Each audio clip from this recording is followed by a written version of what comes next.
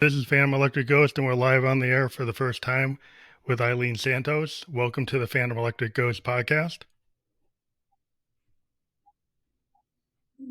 Thank you for having me on. I appreciate you. We want to let people know we are a featured podcast on the Newsly platform.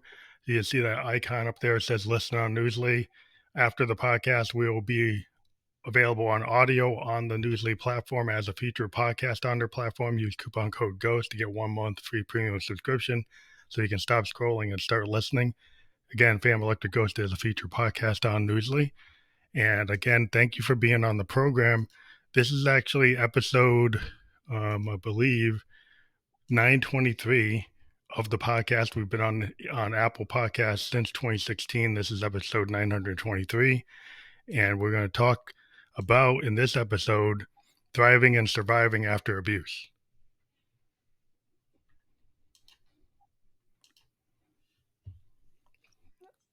Yeah, that's perfect. Thriving and surviving after an abusive relationship.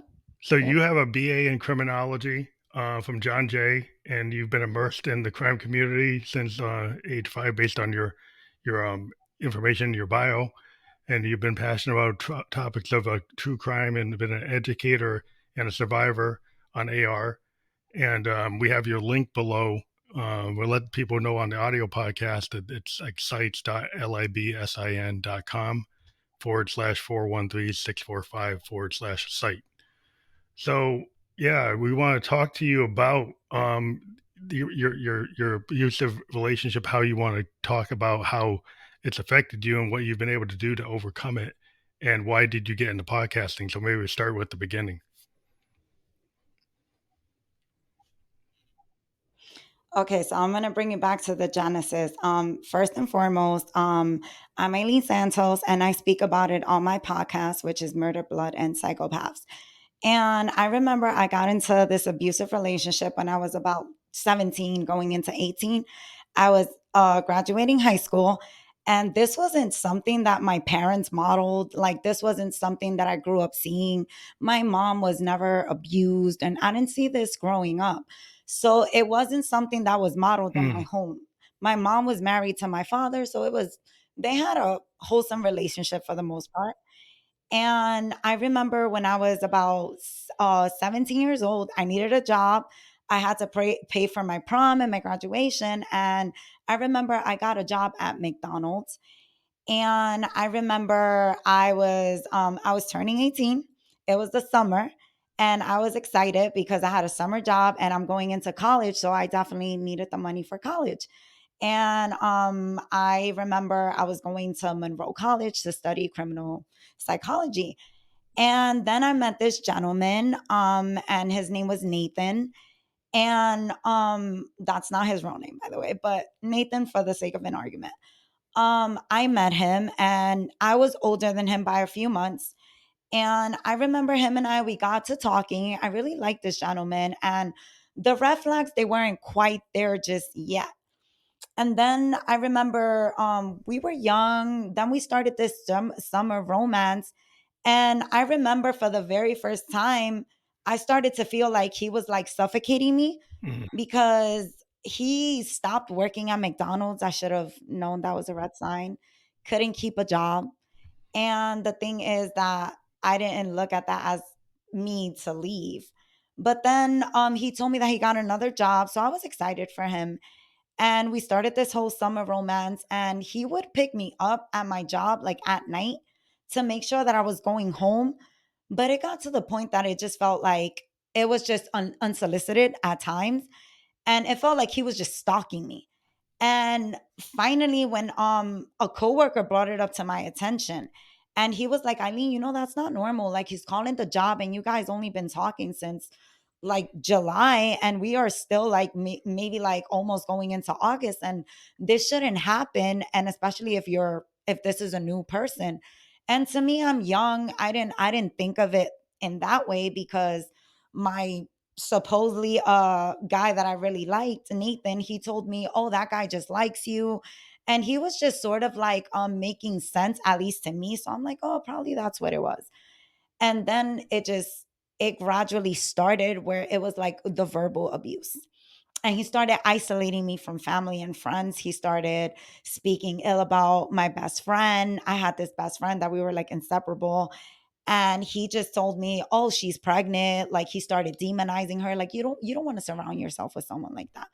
And he used a lot of religion because here he is a Christian man. And he used religion to punish Mhm. me. And he's like, "Oh, God would be disappointed in you if you hung out with people like them." So he really started eating at my brain. And I'm a person that I'm smart. I got into it, and I can't tell you how, right? And it started that way, and I started listening to him. And then it just one day everything culminated. And in my lobby, one day we actually made plans to go out to eat. And we met downstairs, and I remember something was going on with my hair, and he didn't like something about my hair. And I remember that was the first time I got Mhm. punched. He soccer punched me in the lobby of my building. Wow. And I remember going like, "Oh my god, like I didn't know how to feel." Like I felt like Wrong, you know? this never happened to me. I didn't know how to Yeah. react. So to me, it was like it was a shock. Yeah, it was a shock. And I remember going to myself like, "Okay, this is not normal." But then again, he started apologizing to me, and he started like, "Oh my god, like I'm sorry, honey. Like I'm sorry I did that to you. You made me lose Mhm. control." And you know what's crazy is that I really started to believe that it was Oh, my so he put it fault. on you? He was And trying I never told my so he mom, and I thought, so I guess I was trying to ask, he kinda put it on you. what was that? I'm so What I'm sorry. saying is he put the blame on you for his own action, Yeah, he put it and on then me. you didn't think to maybe call the police or do anything because Yeah, then he was playing with your head. So he kinda put it on you, which is the tendency of yeah, abusers is them anything that happens is your fault. So then they try to, keep you from putting it on them. yeah. Exactly. You know, they deflect, and then it's like it doesn't matter if you're smart. Like it really abusive relationships, they don't discriminate. Like you can be the smartest person, have a high Mhm, IQ, and you can be even like if not physically abused, like you have the financial abuse, and then you have like to me what was more detrimental was never really like him putting his hands on me. Like it was never the physical, it was the emotional. yeah, And it was just psychological. a lot of things that he would tell me like, "Oh, you're stupid." And these yeah, it's really psychological. And I couldn't even uphold a conversation because he's like, "Oh, look at you, you're dumb." And it would just like, like it would make me feel like really small. And I really started to believe Mhm, it. And this wasn't something that I wanted to share with my family because I was mhm, ashamed. I was really ashamed to even, I never knew how to even ask for help. And I remember like my mom never even knew that I was in an abusive relationship until one day I came with mhm, bruises on me, and I couldn't lie anymore. I couldn't explain it. And I had to tell my mom, like, "Mom," like, and I was crying. I was like, "I'm in this relationship and he abuses me and this is what he does." And my mom, like, of course she was upset with me, but she was trying to like do what moms do. And my mom really tried to protect mhm, me. But it was just, even though he was like horrible to me, I still felt like he still had these like trauma bonding experiences where like you have these unhealthy mm, these unhealthy boundaries and attachments with your yeah, abuser. codependency. And even though they're abusing you, they have these like crumbs that they leave where they treat you nice. And you tend to fixate on the nice Mhm, because you're like, "Wow, like I love when he's nice to me and I love when he's sweet." And your mind tends to like rationalize and keep you there. And it's only like buttering you up for the next did abuse. you feel like you could And fix it didn't matter what I did. It didn't matter. Like, did you feel like you could fix yeah. what was wrong, that you saw Yeah. some good in him and you thought you could fix it, or you were kind of fixated on maybe the problem was you and you kept on thinking, "Well, I can get better, and then he won't do this anymore." I think it was both. Like I felt like as women, like we have like a bad habit of trying to fix men, and fix was broken. And especially me, it was my first relationship. This was someone I lost my virginity to. And I'm thinking, holy shit, like maybe I can fix him. And maybe it is my fault. But then I will also have like these moments where like I felt like it isn't your fault, because there will be times where I really didn't do anything. Like we would just be walking in the streets and he would hit me because he's like, "Oh, this person is staring at you. Oh, you like this person." And he would like taunt me. And it was just like one of those like abuse that you wanted it to end, but you just didn't know how to get out of it. And I was really young. I was Mhm. 18 and he was my first boyfriend. So of course I'm like, maybe I can fix him. And I got pregnant thinking that I can fix Oh, him. wow. You know, it happened, got pregnant. Yeah, I was happy because I was gonna be a mom. And I thought to myself, like, maybe this abuse is gonna end once I become pregnant. And I was mistaken. It didn't abuse, like the abuse didn't get better. It got worse. Mhm. It got worse. And he hit me when I was pregnant. One time we were supposed to go out to eat. And when you're pregnant, like especially me, I didn't want to do my hair. Like I didn't. I was being like I wanted to be lazy. Like I wanted to just go out in Mhm. sweats, have my hair in a bun. Like I'm hungry. And I remember when he's like, "Oh, you're gonna go out like that," and I go, "Yeah, like what's wrong?" And he's like, "Well, we're not going out like that. Like fix your hair." And I'm like, "Dude, like my hair is in a bun, and there's not much I can do with my hair." And I remember he grabbed the brush and he tried to like comb my hair, and he punched me. And I remember I went like this and I was on the floor. I was in fetal position because I was already like, I want to say like 4 or 5 months I was showing. And I remember I was in a fetal position in the bathroom and he was like over me. And he was yelling at me. And I can't remember the things that he was saying. And I remember like it stopped. And all of a sudden, I remember I'm praying to God. I'm like, God, please, like, let this end. He comes back with a knife and he puts it to me and to my stomach. And he says these like words to me, and he's like, it's you or him. And he's like getting really graphic. And he tells me, and this is like a warning if you guys don't want to hear this, but he told me this as I'm on the floor because I'm in pain. And he's like, don't if you don't get up from this floor, do not make me stomp this baby out of you and crush his skull. I remember he said in those words. And I remember thinking like this is horrible because you just found out that we were having a boy, right? And you were happy that we were having a boy. It's your first kid. I'm gonna be a first time mom. And I just remember saying, like, God, this can't be my life. This can't be my life. And it doesn't get better. The abuse just got worse. And of course, my mom, like, she urged me to leave the relationship. And I was always trying because I'm like, I'm having a kid with this man. And I never wanted to leave my kid without a father. But again, this is me putting it on myself, not acknowledging my trauma and just always acknowledging him and putting him forward. And it just, like I said, things just got worse. It didn't get better. And eventually I didn't keep the baby. I lost the baby. My son, my son was eventually born like 6 months after. The baby was born prematurely. And in the hospital, they had to keep me under observation because the night that him and I had a bad argument, I remember like my water ruptured. Mhm. And I remember fluid coming down, and I'm like, it's too early for me to give birth. And like I said, I'm a first time mom. I don't know what this means. And my mom, I remember I'm calling her, and my mom is a school teacher, and I'm panicking because water's coming down and it doesn't have a good smell. And I'm like, "Hey mom, there's something's wrong with me. Like I'm feeling wet and I already showered. Like I don't know what's going on." And my mom was like, "Oh my god, like call the ambulance because you're going into labor. Like your thing broke." And I was like, "My water broke." And I'm like, "I'm only 6 months." Okay, so I call, they get me hospitalized, they get me with the IV. And the physicians are telling me we need to keep you. It's too early for your baby to come, so we have to keep you in the hospital because we have to now prolong the pregnancy. And doctors did what they could, honestly. And I had nurses that knew what was going on, urging me like, don't let this man into your room.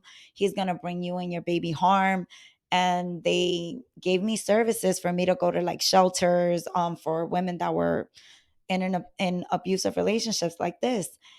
And of course, again, this is me trying to see the good in him. And what happened next is he came into my hospital room, and I remember he got angry with me because I was reading a Dan Brown book, Angels and Demons. And remember, he's Christian, and this goes against his belief. So he went in the room, he was furious and angry with me. And I remember he grabbed my book, threw it across the room. And I remember in the hospital room with security outside and nurses and everyone, he hit me. And I remember just screaming, and the nurses came and security came and they escorted him out. And I remember the very next day I was having bad contractions, and they told me like the baby is coming, and they were monitoring everything, and they're like, the baby's coming. And I remember I had to have an emergency C-section. And unfortunately, he was there, of course, again, right? He was there. He saw the birth of the baby. The baby was born. The baby was healthy for the most part. And the thing is that I was able to name my son. His name was Josiah, named him after the Bible. And 16 days after, because he was premature, his lungs didn't develop, so my son ended up not making it. And I remember being angry and mad at God, because I'm like, why would you do this? And years later I understood that it needed to be done, because I was never going to leave this man. And it's unfortunate, but I'm healed. This is something I could talk about. I've been going to therapy. And I'm what gonna be 35 in September. And this is something that I can talk about. And I'm okay saying that I know the reason why, and it had to happen, because like I said, I wasn't gonna leave this man. And God knows that I didn't want my son to think that it was okay to act like this towards not only women but like men, or just women. And I never wanted my kid to grow up thinking that this was okay behavior. And I finally understood it. But like I said, it took time. It happened gradually. I was with him maybe for 2 years, and that was the last straw. That was the time that I was like, you know what, enough was enough. And I decided to end the relationship. And I would love to tell you that it ended there, but it didn't end there, because the last time I saw him, he tried to kill me. And I remember he came to my house. My son had already passed away, and he tried to leverage like a meetup with him and I, because he's like, "Oh, I got Josiah's death certificate," and he knew what that meant to me, and I wanted that. So of course I'm like, "Okay, you can come bring it at my mom's house." And I gave him the chance to come to my mom's house to bring me the death certificate, and I let him come in. And as I'm opening the door, he grabbed me and he choked me. And I remember running to my room, and I remember I'm in bed, and he follows me. He's like running after me. And I remember his grip getting strong, like on my neck. And I remember just all the images flashing right in my, like right before my eyes. And I thought that was a myth, but it really happens. And I remember just seeing everything, and I remember asking God, like, is this how my life is gonna be? Am I supposed to die here? Like, but I felt like something was telling me, you have to fight. You have to fight. This is not where you die. And I remember his grip got like as I'm losing like oxygen and I couldn't breathe. I remember his grip was loosened, and I remember like, I can get out. I can get out. And I don't know how I made it to the phone, and I was able to make a phone call to my mom, because my mom lived like 2 blocks away. And I'm like, "Mom, call 911. He's here. He's trying to kill me." And I remember he didn't even chase me. He was in my room and he was just frozen. And we didn't say anything. And my mom came rushing. And the only thing I remember was he rushed right past her. And I think I saw him one other time. And that was the last time I've ever saw him again. He's trying to make contact with me on social media, trying to be a horrible person. But I didn't let it get to me because I'm like, you know what? My faith is strong. I'm stronger now, and his abuse doesn't do anything to me right now. And literally, I became a school teacher and I went to John Jay, got my bachelor's in criminal psychology. I was able to make it to the dean's list. I had a daughter 2 years after, not with him, and I was able to pick up my life and deal with the trauma. I didn't go into therapy shortly after. It took me a long time to get into therapy. I want to say 3 years. I've been into therapy now and it's the best thing I've done, and I've also been on a spiritual healing, and I'm here to tell you guys like this is my testimony, and if you guys want to listen to more, you guys can listen to it on my podcast because a lot of more things happen, but um that's my testimony for you guys. And we can all move from abusive relationships. We don't need to stay there, guys. Like we can pick up the pieces, and you can sometimes family, they're there to support you, and sometimes some people you become overwhelmed with, I guess, like people that's never dealt with that, and they judge you. And a lot of people leave your side because it happened. A lot of people left my side, but it's not something that I blame people for doing. It's not something that I ever judged anyone for doing because I understand, this was something I needed to do on my own. And with the grace of God, I was able to do it, to thrive, and to get up and leave. And this is my story, guys. I think a lot of people need to have empathy because I think there's a problem with a lack of empathy for a lot of people, and the thing is that's very interesting that he was claiming that he was a Christian and doing very unchristian like evil things, to treat the mother of your child and beat her and probably cause the situation with your child being born early. It's all like his fault. It's nothing to do with you. It has everything to do with what he was doing. And that, yeah, Oh, yeah, it just seems like totally what you see in this world. You see a lot of like abusive relationships, like at a microcosm level, like individuals, right? And then you see general society at a macrocosm not understanding.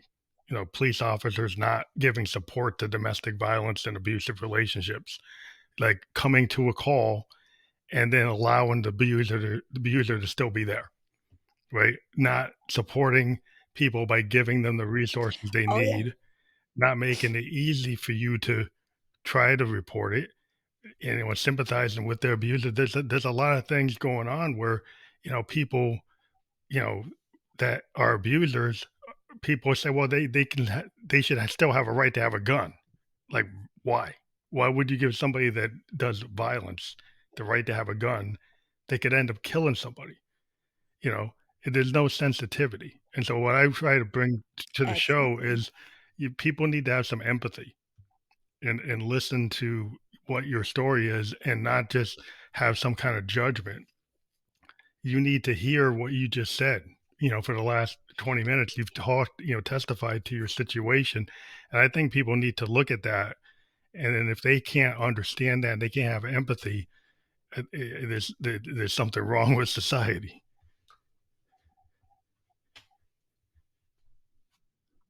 Yeah, because it's like even having this conversation, you would think that like the laws improved and things like that. And it's like, don't get me wrong, like of course we've at least we're making some waves and we're having a conversation, because before it was like something that was a spousal.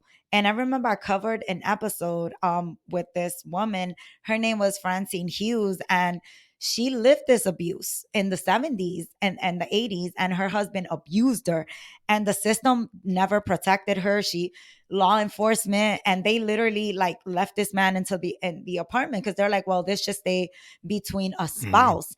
And the reason it got attention is because she burned the bed he was in, and I don't think her intention was to murder him, but enough is Yeah. enough. Like, and I've gotten to that point where I also thought of also killing him.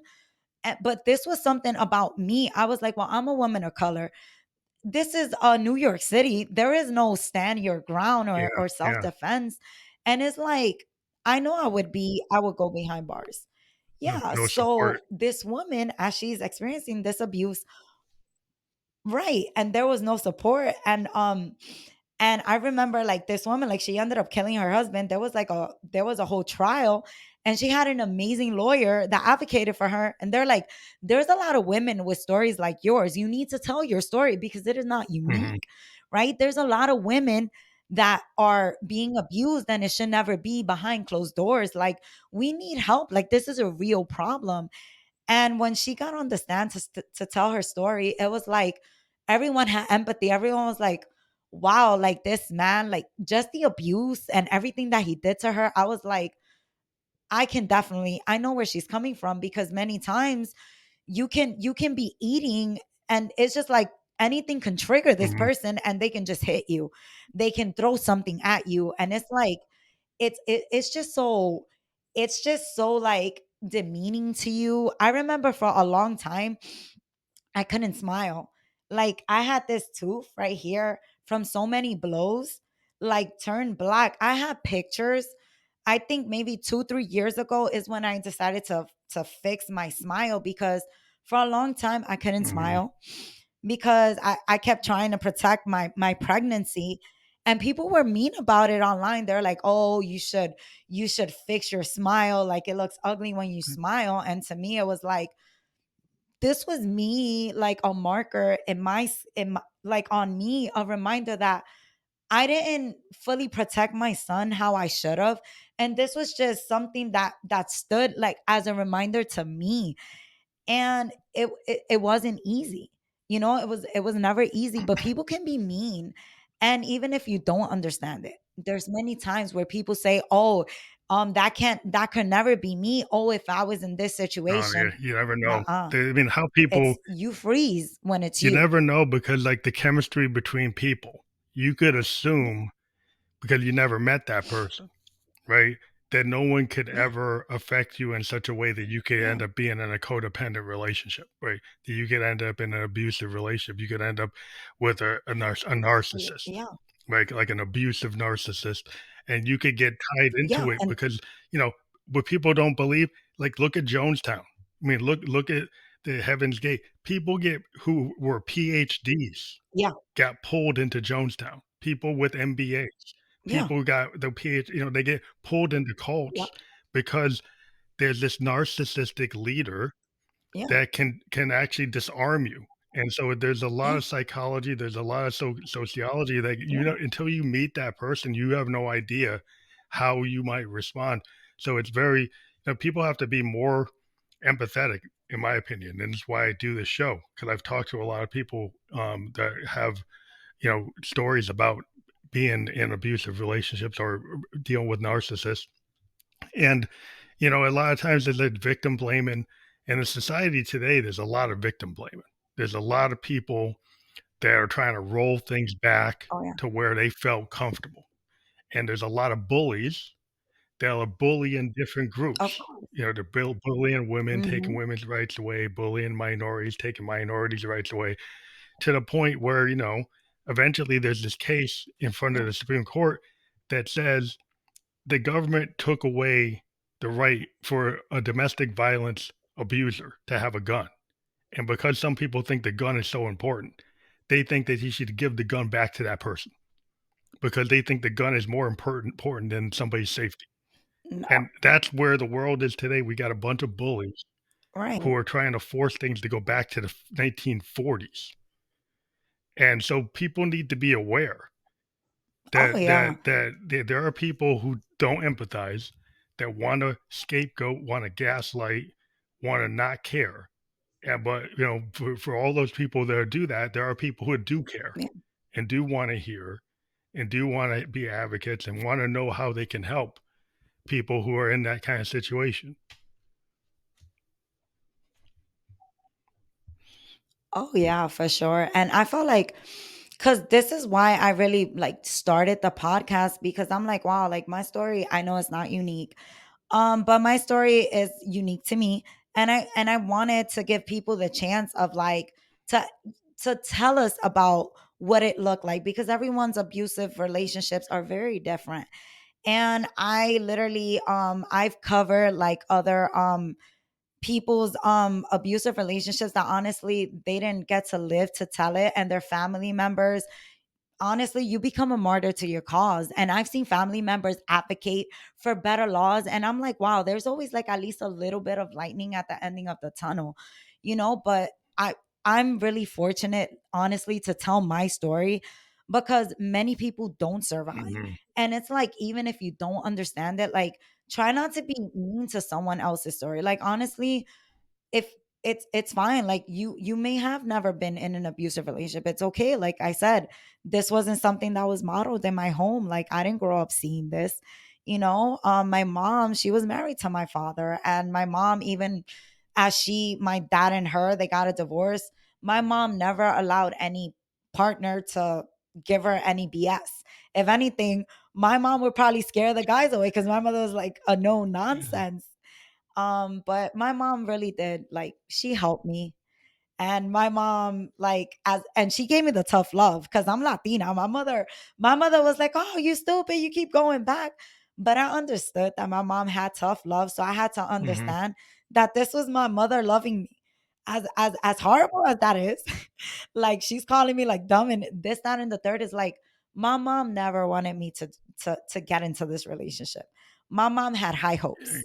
My mom was like, "You're gonna go to college." My aunt, she went to Harvard Law School, and my mom was like, "You're like her." Like, and my mom knew. My mom was like, "You're a college girl. Like, you keep your head in the books. Like, how did you even manage to get into something like this?" And I'm like, "Mom, I can't tell you. I just really can't tell you how it happened. It just did." You know, but I'm alive. And it's just something that I tell people, like, please, if your friend is in one, hold this person's hand. They don't mean to keep going back. Yeah. They don't. But the more you put, like, what we don't understand is that the person that they have, if you leave their side, what who else is going to help them with their escape plan? Like, they need you. And I understand it's frustrating because your friend keeps going back to this a-hole, but they don't mean to just stay there. I promise you, they need that support. And eventually something's going to click and they're going to leave, you know? And Yeah. that's what happened. And I was able to rekindle my friendship with my best friend because my best friend had her family. And I understand, like, my best friend, she was amazing. And she was like my therapist after I got out of the relationship. And I found healing. I found some kind of healing, you know? Well, I think So what's be there for your really friends hard is, and there's a family. lot of people, they have all these judgments. When I was in college, I actually worked at a legal defense fund clinic that actually did protection orders for women in domestic violence situations. And we had to be very understanding because we get a call from somebody saying they want the protection order, and then like, the next day Yeah. or even a couple hours later, they'd try to revoke it because they were in that kind of. We'd see the kind of up and down. Because we were working in the place trying to help people, and we could Yeah. see, and we couldn't judge. We didn't judge if somebody Yeah. comes calls back and said they want to remove it, but we would still try to keep them on the line to convince them to keep it, right? Because we were trying to be advocates to understand Yeah. and not go and say, well, they're, what are you doing? Not start yelling at them, but learn how to understand the situation they're in. And it's a very complex psychological situation where people have a lot of things Yeah. that can put themselves in that situation. When you understand the psychology of it, you can have issues when you were younger, that you had truths, you had beliefs that you thought were true. Somebody could have told you were not going to be anything, or you could feel like insecure. And then the person who's like the narcissist can deal with that insecurity in a very manipulative way. And so they hit all the pressure points in the right way, and they kind of keep you there. And until you have somebody that understands what's going on, you got to Oh, have people who can try to help you with protection orders or help you get to the shelters. And we try to get people into shelters, and then they book themselves out of the shelter. And so it's like every week we'd have to deal with the kind of back and forth. Yeah. And sometimes we have a success story where somebody got all the way out, but a lot of times they kept on going back and forth. Oh my god. Yeah. And I can honestly speaking on that, like that was me. Like I would literally like put like order of protection against him and then I'll drop it. But you know where my headspace was is a lot of times these guys they know where your family lives, so they can threaten you. And sometimes a lot of times if you have kids with them, they can threaten your kids, they can threaten your family. So many times they can mentally like keep you Hmm. there. So this is why like that was me all day, like going to the police department, getting my order of protection. He'll get arrested, then I'll drop it, trying to be understanding. But he was like, he kept me there mentally, like fucked. It was just Hmm. like, oh, I know where your sister lives, I'll make sure to do this. So it and trust me, I had like some law enforcement that, thank god, like they will be understanding and they'll tell me like it's not gonna change. But I was only 18, Hmm. like I'm a teenager, this was my It's hard. first It's hard. relationship. So Yeah. I don't Yeah. right. And I like battered women syndrome is Yeah. It's a real real. thing. And he kept me there, and it was just like, it's a real thing. Like it really is. It's not made up. And unless you're in that situation, that's the only way you'll know. And if you love this person, you think that you're gonna save them. You're like, you think that the love that you have for this person is gonna be enough to change them. It never is. Not kids, Oh, another nothing. mean, There's you were nothing. pregnant and he was Ain't still but attacking you, so the kind of the kind of consideration of like most men, if they're gonna be a decent man, you're not supposed to ever hit a woman, and if your woman's pregnant, why would you ever hit her? You're of supposed to course. defend her. So that right there is broken in this person. They've got a Exactly. broken concept, Oh, and they're doing all this. They probably hate themselves, but instead of killing themselves, they yeah. do all this outward attacking, you know, and it usually they're self-destructive, but a Yeah. lot of times they take other people with them. And so in some cases, like Oh yeah. you see all this outward attacking of other people, but they're doing self-destructive stuff already because they're in this narcissistic, really dangerous place. And you want to probably try to help them because you see they're in pain. You can probably see the pain that's in that person, but they're just toxic. It's just hard to deal with Of somebody that's course. toxic. Oh yeah. Yeah. Like and you know what's the crazy part is his father was an amazing person. Like his father, if anything, told me to get out of the relationship. He's like, listen, my son does drugs. He's not good for you. And he steals. Like his father told me. He even had a stepmom because his mother passed away. And I was trying to be understanding, like, oh, your mom passed away. Like, I'm sorry. I also lost someone. But I lost my aunt to murder. And I think his mom, I believe, I don't know if she had like a heart attack. She was young.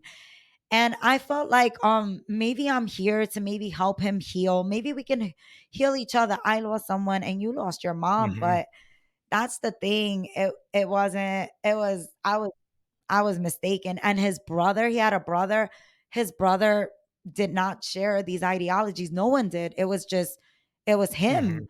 And I was just like so shocked. Like, how is it that your father's not this way, or even your other brothers and sisters, they're not this way, but you turned out this way. But Yeah. I don't Yeah, know. people's And everyone grew up in the same household, yeah, you so everyone almost had the same yeah, the upbringing. trajectory of where Yeah. people go, within a family, this is where people get, because a lot of times in domestic violence or abusive relationships, it can be the father on the kid or the uncle or the grandparent or somebody, and people can be in the structure and they think everything's fine, and there's all this stuff happening, and so there are people that have masks or they seem to be one thing or they're not that thing, or you can't really predict from the whole structure of the family that everybody's going to be the same way. But some people make assumptions. So, well, this is a good family, and then somebody gets Exactly. stuck in an abusive relationship Right. because this person's a respected Right. person, so then no one's ever gonna touch them because they're respected, or they can't conceive they could ever do that, and so then you Right. don't get any help. because they're putting out Right. this outward vibe. Oh, that can't be, and then you're suffering. Yeah. Exactly. And it's like even with him, like I remember like he even reached out to me. I know like eventually he left me alone. Thank God. He left me alone and he was in a relationship. He had a son and a daughter, I believe, and he named my son the same name as our son Josiah. And I remember me personally, like I remember I let everything go and I remember just even praying for him and healing for him.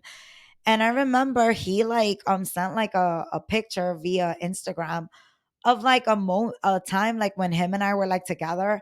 And I'm like, dude, like I'm in my 30s. Like this was a picture of like you abusing me. Like, and then the caption was like, oh yeah, these were the best times of my life. And I'm like, what? Really? And then I'm like, well, that's when I like cursed him out. And then he's like, you know what he told me? Oh, he was like, "Oh, well, the woman I was with, she didn't deserve like I never hit her. I only hit you because you deserved it." Like he was telling me these things as I believe I was even pregnant with my daughter and he's telling me these things. And my best friend was like, "Oh, you better light that mother effer up."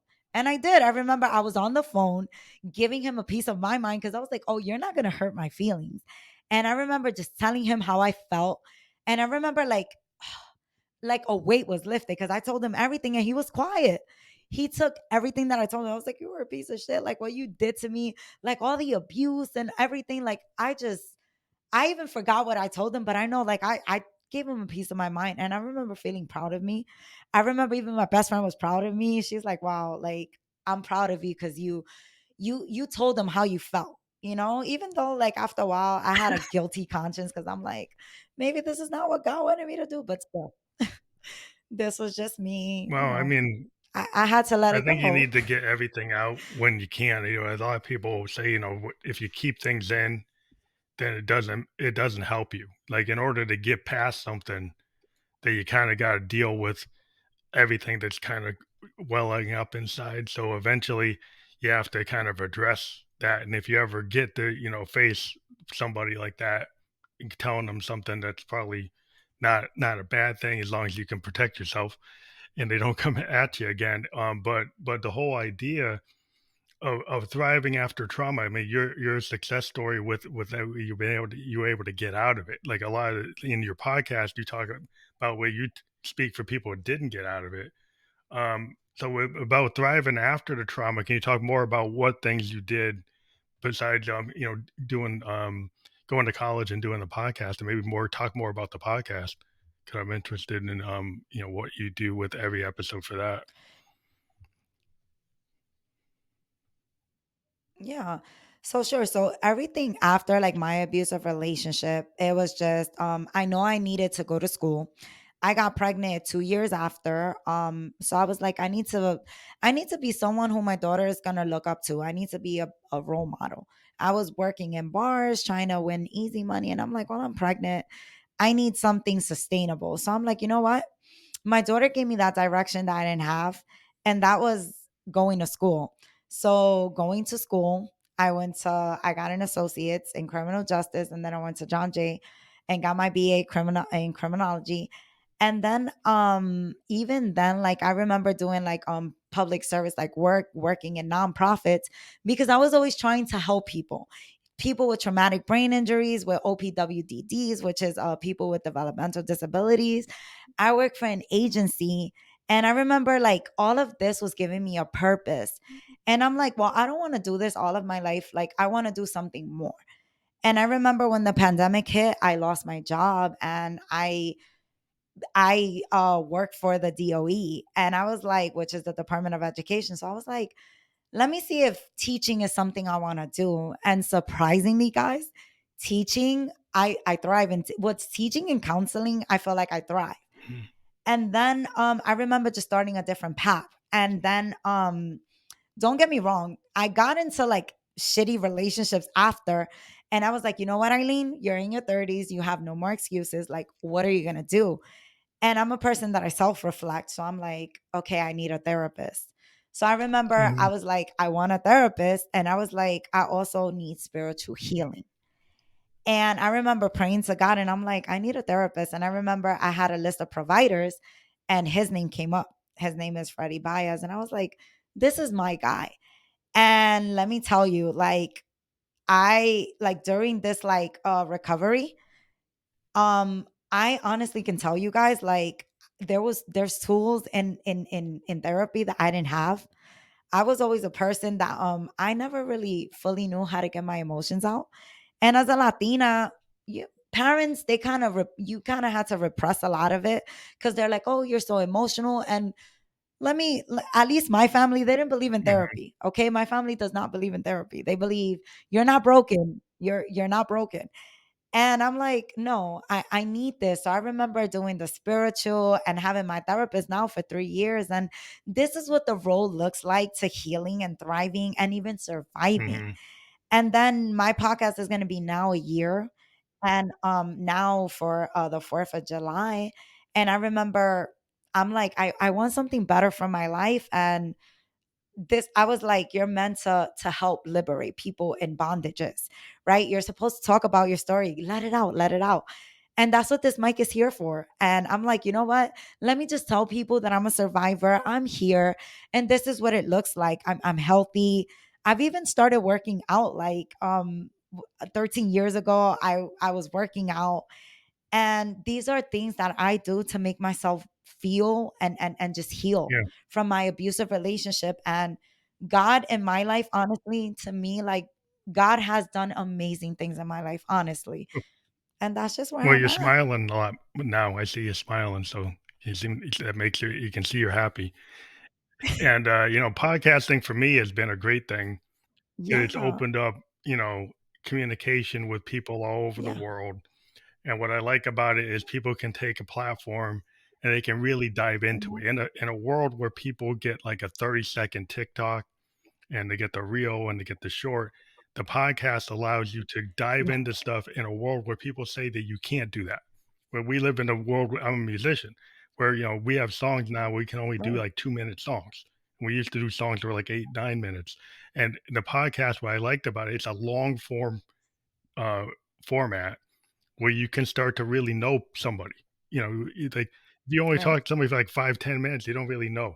But when you Okay. can do these hour-long episodes or these long-form Right. episodes, you can really dive into a topic, dive into the guest, dive into the issue, and tell a story. And I think that's what people like about it. Of And for you, course. I mean, it probably opens up a lot of opportunities to like do what you're saying. You're a teacher, you wanna help people, and the podcast is like an immediate way you can get out on the web Yeah. and start to affect people right away. Exactly. It's a platform, right? I'm happy, you have a platform and I'm happy you're an ally because you definitely understand. So like I mean, I'm grateful that you have me on your podcast, but podcasting, I've even like had challenges as well. Like, it's podcasting is an amazing platform, but it's like sometimes, like, it's not even consistency, it's just my teaching. At times, like, I have to like make sure that my students are not failing. So many times, like, the episodes that I think I want to air on Monday doesn't happen. And Mhm, one time I remember there was like a whole month where I couldn't even release like an episode, and I felt horrible because I'm like, how do you do it? But then I'm like, you know what? Now, thank God we're on summer mm, vacation. So I'm like, I definitely have the time to get out there and podcast because you have an amazing audience. I feel like I have an obligation to my mhm, audience to say, hey, this is me, this is my voice, and you guys are going to listen to my amazing voice for like a whole hour, 30 minutes or whatever, and sometimes I'm joking around and I try to make people's lives like really happy. I'm a positive person and I thrive on positivity. So I'm always like, hey, like, if you guys are going to have a bad day, listen, just listen to me. Like, I have bad days, but guess what? I have to pick myself up at times and just be like, you know what? Today may be a bad day, but tomorrow's going to be an even better day. Tomorrow doesn't define tomorrow, whatever happened yesterday does not happen today.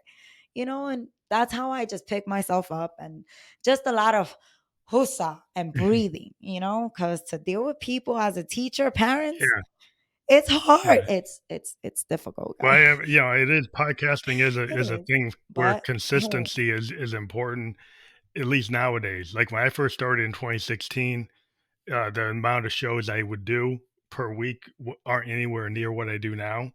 It's just back in 2016 when I started, it was kind of new and it was just audio. It wasn't video. And maybe I do 2 episodes a month or oh, 4 a month. But now sometimes I do 5 or 6 a week. And it's just because I've got to a place where, my audience expects it and I actually get that many people booked where, it's actually starting to, after you either yeah. it starts working or it doesn't work. And for me, it started to actually get to a rhythm, get to a way to get people in. And then now I have like, there's an expectation that I'm going to have at least 4 or 5, 6 shows a week. And I'm kind of like, oh, wow, what if I don't want to do that? But I kind of like, I found a way to do it. But there's a point where like sometimes like I have other things I have to do. I have other things I do in my life. So I do have to kind of balance. Oh, I think everybody has to balance. Like if you get to the point where like if there's something really important, like yeah, you do what yeah. you got to do, and you hope the audience understands, and they usually they do. So you just deal with it. Oh, yeah, for sure. Yeah, like it even got to the point there would be like times where I'm like, you know what? I'll do it Sundays and I would stay up all night. I'm like, I'm okay with staying up all night. I'm okay with like going on almost no sleep to work just to get this episode out. Cause I'm like, I it was almost like a therapy session for me in a sense, like kind of like a healing. Of course, not telling the stories because they're obviously the stories that we tell, they're not like stories where you're like, man, like this is like this story has like so much light. Like, no, they're really Yeah, yeah. dark stories. And thank God I have therapy for the most part because I take on people's emotions and I can be overwhelmed and I'm like, man, this episode is heavy. Like there's just so much evilness in Hmm. people and you see Yeah. that. And you're like, when you thought that you saw like enough dose of evil, something else slaps you that you're like, oh my Find God, another this one. is more even Yeah. more deprived. Like how Yeah. right. Like, how do you have people like this functioning in society? Like, how do they get away with things like that? And you just want to understand the individual, Yeah, the but humanity, the man, they criminality, suck. the But criminal mind, or like the humanities, like inhumanity to humanity is a theme that you can get into. Like criminology. I was a sociology major, and criminology is kind of a subset of that sociology. But I focused on a broader point. yeah, But the whole idea of like people, there's always somebody that goes beyond what you thought was possible.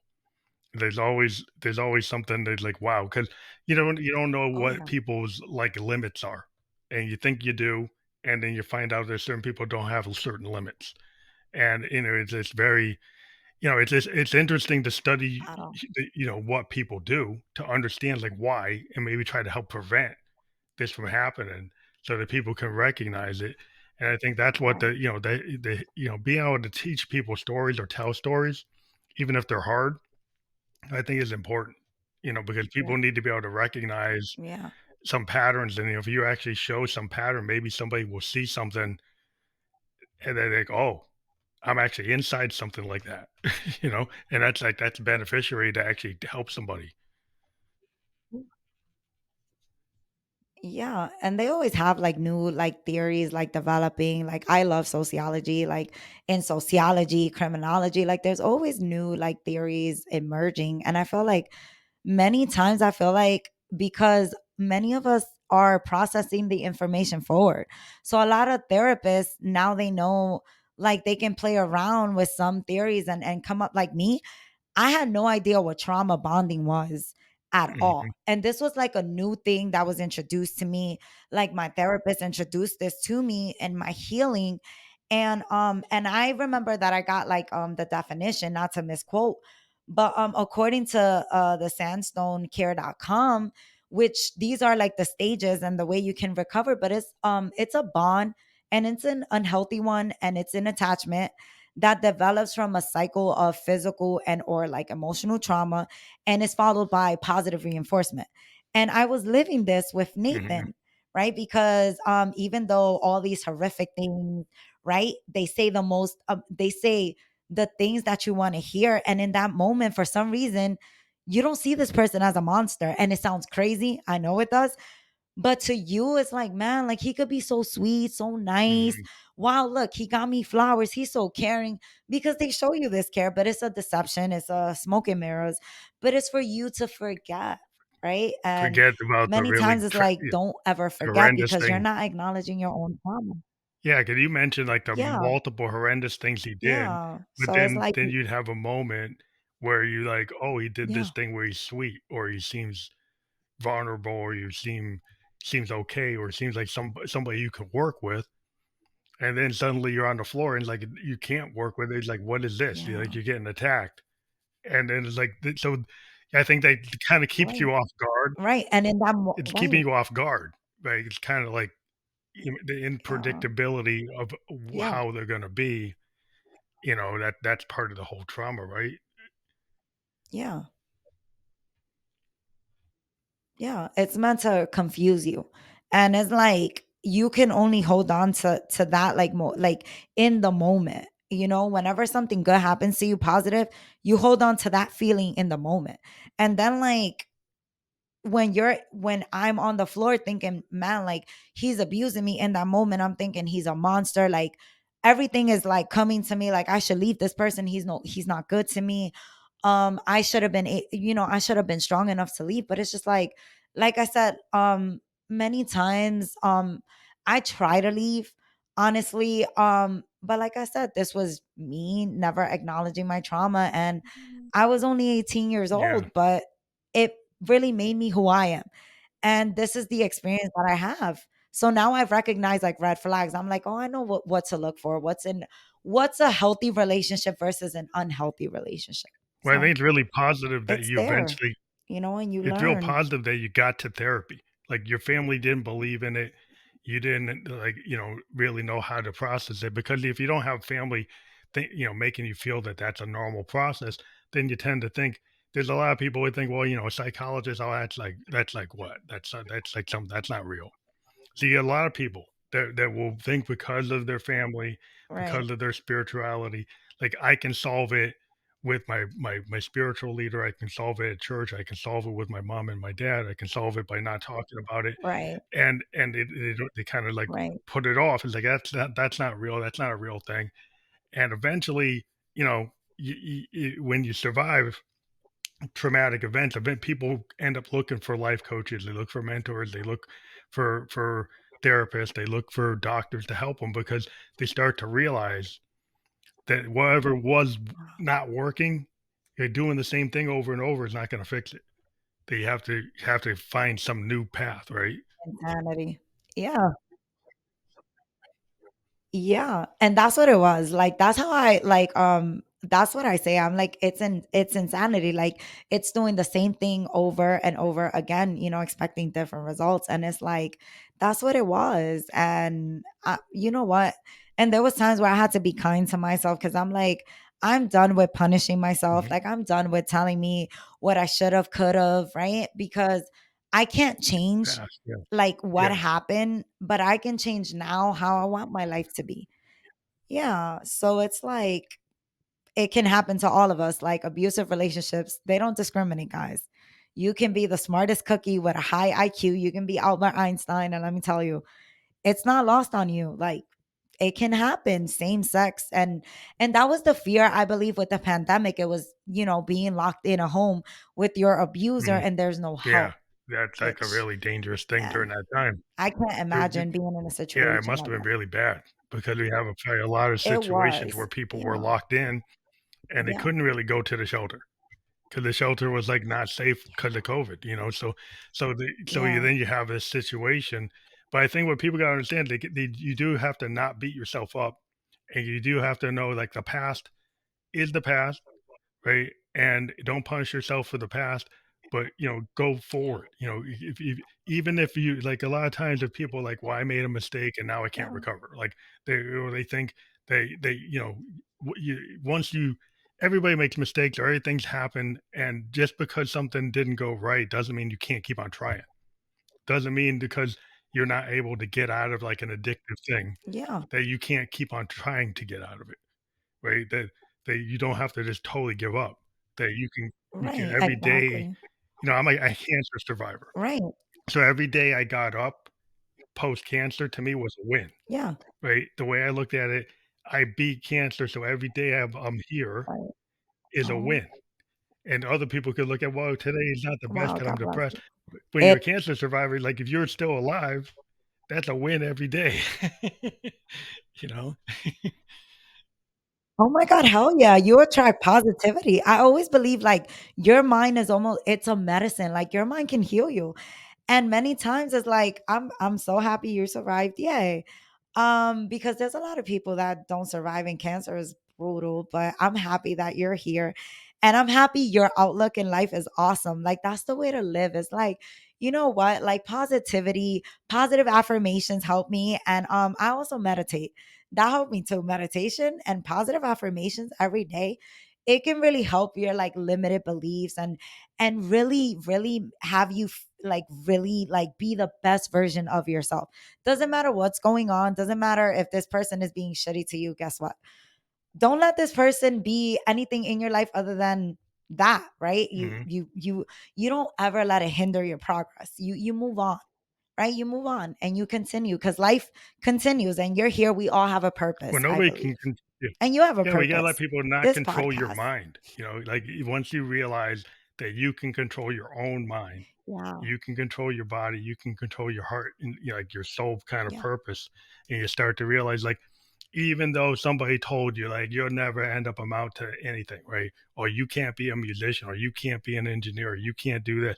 Then if you say, "Well, like, I don't care what they think, it's what I think that's important." Like I feel like, I could be an engineer. I Yeah. could do this. I could do it. But if you listen to what they said, Yeah. you let that control you. You don't have to let that control Yeah. you. You can go and keep on. And just because you have steps on the I, path that you might slip a little bit doesn't mean that you can't get there. And that's where a lot of people make mistakes. They think, "Oh, I got to start this whole diet all over again exactly. because I messed up." But like, well, just keep on doing it, Right. right? But at least you're Yeah, you do starting. it. You Right. just start it. Yeah. It's almost like when you're in AA recovery. Yeah, like, I know it's hard, like, you're gonna slip up, like, the thing is not to be perfect, like, perfection sucks, like, it's unrealistic to have those expectations, we're not perfect, but it's just we continue to fight every day, and the fighter in you, I believe, we're stronger than that, and whatever, don't even focus on what people tell you that you can't do, focus on the people that support you, because let me tell you, when strangers support you, oh my God, it feels amazing, even if family and friends don't. Who cares? Focus on the ones that do support you and be grateful to them, and just count your blessings. Well, I wanted to thank you for being a guest. We actually hit the hour mark, and that's usually where we end up finalizing it. But we have had a great discussion. I want people to go to your website that we have below there, and that will be clickable when we're fully published. And if people go to your site, what can they find there?